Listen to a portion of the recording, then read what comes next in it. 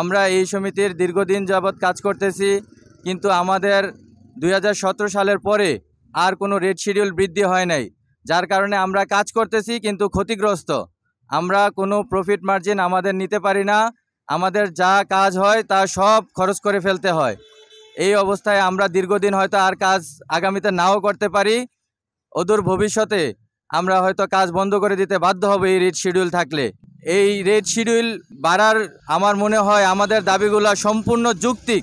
কারণ এই জন্যে যৌক্তিক, 2017 সালের পরে বাজার দর সব কিছুতে বাড়ছে, কিন্তু একমাত্র আমাদের কাজের দর বাড়ে নাই।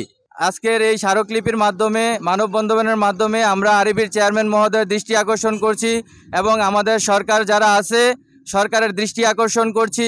আমরা অত্যন্ত নিপীড়িত এবং নির্যাতিত ঠিকাদার হিসাবে। এই জন্যে নির্যাতিত যে আমাদের আগে 7.5% ব্যাট ছিল, আজকে আমরা সেই ব্যাট 14.5% দেই। আগামীতে আরও 4% বাড়তেছে, তাহলে 18.5% ব্যাট ট্যাক্স দিয়ে আমরা কিভাবে কাজ করব? আমাদের প্রতি তারা জুলুম নির্যাতন করতেছে। আমাদের যদি ব্যাট ট্যাক্সের টাকাটা কম থাকতো তাইলে হয়তো আমাদের কিছুটা স্বস্তি থাকতো। আজকে ব্যাট ট্যাক্স বাড়তেছে, বাজার দর বাড়তেছে, কিন্তু আমার কাজের টাকা বাড়তেছে না। তাহলে আমরা কিভাবে সংসার নিয়ে চলবো? আমাদের কিভাবে লেবার নিয়ে চলবো? আমাদের সামাজিক অবস্থা খুবই খারাপ হয়ে যাচ্ছে, আমরা আর্থিকভাবে খুবই ক্ষতিগ্রস্ত। আমি চেয়ারম্যান মহোদয়ের দৃষ্টি আকর্ষণ করতেছি, আমাদের জিএম স্যারের মাধ্যমে আমরা আজকের এই স্মারকলিপি আমরা চেয়ারম্যান মহোদয়ের কাছে উপস্থাপন করব। আশা করি আরবির চেয়ারম্যান মহোদয় আমাদের যে বিষয়টা জানেন এবং অতি দ্রুত এটা সমাধান করবেন। এই বলে আমি আমার সংক্ষিপ্ত বক্তব্য এখানে শেষ করছি। আল্লাহ হাফেজ, আসসালামু আলাইকুম। আমাদের গত 16-17 সালের পূর্বে আমাদের যে রেট ছিল এই রেট নিয়ে আমরা অদ্য পর্যন্ত কাজ চালিয়ে যাচ্ছি।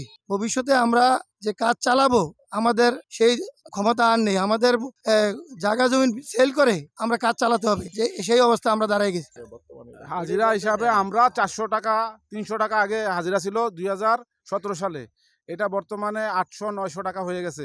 এই অবস্থায় আসলে আমরা অনেক ক্ষতিগ্রস্ত হচ্ছি। তারপরও আমরা সমিতির স্বার্থে, গ্রাহকের স্বার্থে আমরা এই সমিতিকে আপন করে নিয়েছি। এই সমিতির স্বার্থে আমরা কাজ করে নিরলসভাবে কাজ করে যাচ্ছি। কিন্তু এই অবস্থায় কতদিন আমরা আর এই কাজ করে যেতে পারবো? আমাদের আসলে আর ধৈর্যের ভাত ভেঙে গেছে, আমাদের ধৈর্যের ভাত ভেঙে দেয়ালে পিঠ থেকে গেছে। আমরা মাননীয় চেয়ারম্যান মহোদয়কে বলবো মন্ত্রণালয় নিয়ে আমাদের এই যৌক্তিক দাবিটা যেন পূরণ করে। আমরা আজকে বৈষম্য শিকার, আমরা এই বৈষম্য থেকে মুক্তি চাই। আমাদের রেট বৃদ্ধি করতে হবে, অন্যথায় আমরা এই 400-500 পরিবার আমরা কাজ করে যাচ্ছি এই সমিতির স্বার্থে। 400-500 পরিবারের দ্বারা এই কাজ পরিচালনা করা আমাদের পক্ষে আর সম্ভব হচ্ছে না। বিদায় আমরা আগামী 24 তারিখের মধ্যে যদি এই দাবি না মেনে নেয় তাহলে আমরা আমাদের সমিতির কাজকর্ম বন্ধ করে দেব। এছাড়া আমাদের আর কোনো উপায় থাকবে না। তাই আমরা মনে করি দ্রুত আমাদের এই রেট বৃদ্ধি 80% রেট বৃদ্ধি, আপনারা দেখেন 17 সাল থেকে আজকে 2025 সাল কয়েকশো গুণ বাড়ছে। দ্রব্যমূল্যের যাতায়াত ব্যবস্থা সকল কিছুই বাড়ছে, কিন্তু আমাদের রেট বৃদ্ধি আর হয় না। এই অবস্থায় আমরা চাই আমাদের ন্যায্য দাবি, আমাদের যৌক্তিক দাবি, আমাদের দাবিটা মেনে নেন। আগামী 24 তারিখের আগেই মন্ত্রণালয়ের মাধ্যমে আমাদের রেট বৃদ্ধিটা করুক।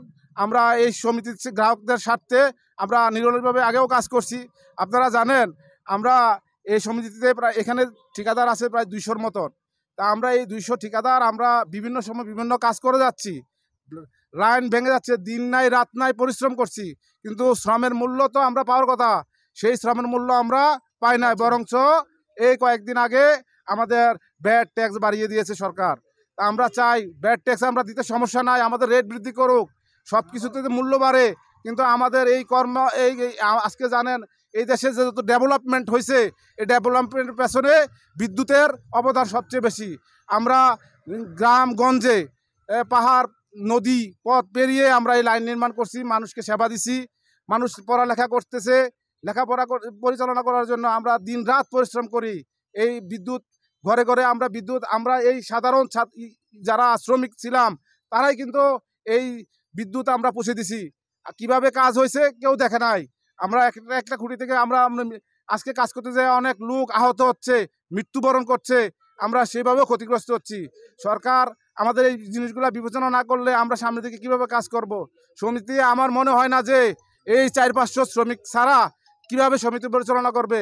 আমাদেরকে বিশেষ বিবেচনা করে আমাদের এই রেট বৃদ্ধিটা করুক। রেট বৃদ্ধি করলে আমরা কাজ চালিয়ে যাব, গ্রাহকের সেবা দেব। এই সেবা শুধু আমাদের এই অর্থনৈতিক উন্নয়ন, দেশ ও জাতির অর্থনৈতিক উন্নয়ন সাথে সমৃদ্ধ হবে। তা আমরা এই জাতির স্বার্থে আপনারা আমাদের শ্রমের মূল্যটা পুনর্নির্ধারণ করেন। মাত্র 80% রেট চেয়েছি 17 সাল থেকে এই 25 সাল, দীর্ঘ 8 বছর হয়ে গেছে। 8 বছরে প্রত্যেকটা জিনিসের মূল্য আজকে দেখেন, আমরা যখন গাড়ি ভাড়া দিতে যাই গাড়ির রেট বেশি। আজকে কর্মচারীদেরকে আমরা ঠিকমতো বেতন দিতে পারতেছি না।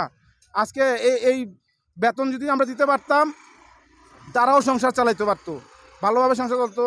কিন্তু আমরা ন্যূনতম ডাল ভাত খেয়ে বেঁচে থাকতে চাই। তাই আমরা শুধুমাত্র সমিতির গ্রাহকের স্বার্থে এই কাজ পরিচালনা করছি। এই কাজ আমাদের পক্ষে আর বেশি দিন চালানো সম্ভব হচ্ছে না।